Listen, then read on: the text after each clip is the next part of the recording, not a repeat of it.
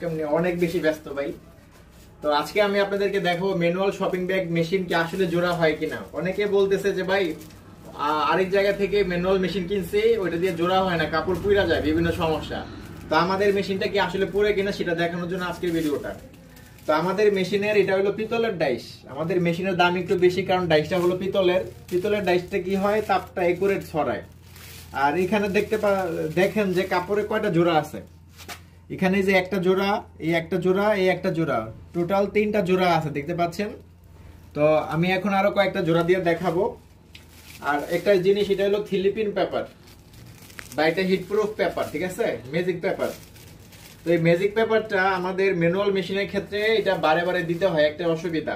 এছাড়া ম্যানুয়াল মেশিনে কোনো প্রবলেম নাই। ম্যানুয়াল মেশিনে একটাই সমস্যা যে এই পেপারটা ইউজ করতে হবে, আর সেমি অটো নিলে আর কি পেপারটা দিতে হয় না। তো ম্যানুয়াল মেশিনের একটা সুবিধাও আছে। সুবিধাটা হইলো নতুন লোক কাজ করলেও জোড়াটা একদম সোজা হবে, মানে এই মাথা ঠিকঠাক রাখতে পারলে জোড়াটা একদম একুরেট সোজা আসবে। আমি যদিও বাঁকাতেরা দিছি, এটা অন্য হিসাব। সেমি অটোর ক্ষেত্রে একটু বাঁকাতেরা হয় নতুনদের জন্য। যাক, তো এখানে আমি যেটা দেখাইলাম যে 3টা জোড়া দেওয়া আছে, তো এখন আমি আরো কয়েকটা জোড়া দিব। তার জন্য যেটা করব, এই যে কাপড়ের উপর এই পেপারটা দিব, দেওয়ার পরে যে মেশিনের মধ্যে দিব। আমি তো জাস্ট র্যান্ডম জোড়া দিতেছি।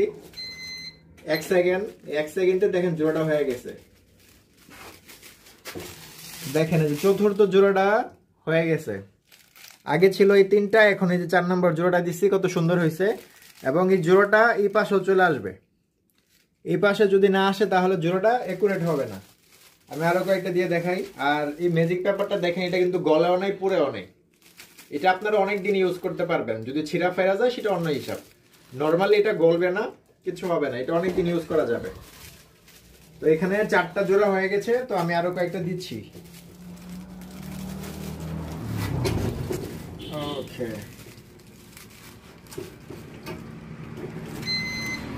এক সেকেন্ড যথেষ্ট। আপনারা চাইলে 2 সেকেন্ড ধরে রাখতে পারেন, আমি 1 সেকেন্ড করে দিতেছি। দেখেন তারপরে জোড়াগুলো খুবই ফাইন হয়েছে। দেখেন এই যে কত অস্থির এটা জোড়া হয়েছে।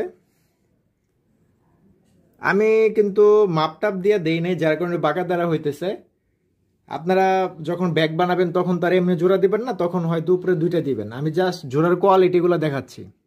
ম্যানুয়াল মেশিনের জোড়াগুলো এরকম চিকচিক করবে, গ্লেজ দিবে। তো ম্যানুয়াল মেশিনের সমস্যাগুলো কি কি আমি দেখাই। প্রথম সমস্যা হচ্ছে